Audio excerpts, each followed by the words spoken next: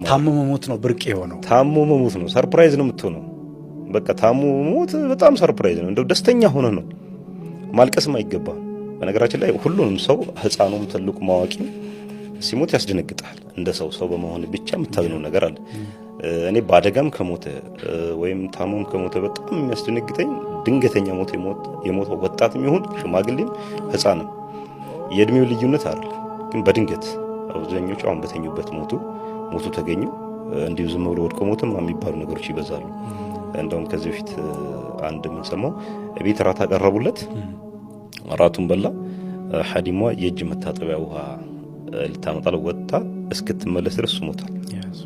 እንደዚህ አይነት ነገሮች ነው በጣም የሚያስደነግጥ። በቃ የትኛውም ሰዓት ላይ እንደሞት እርግጠኛ አሁን ላይ ማለት ነው። በፊት ያልነበረ ነገር አሁን ላይ መጣ ነገር በቃ በየትኛውም አጋጣሚ ልሞት ይችላል።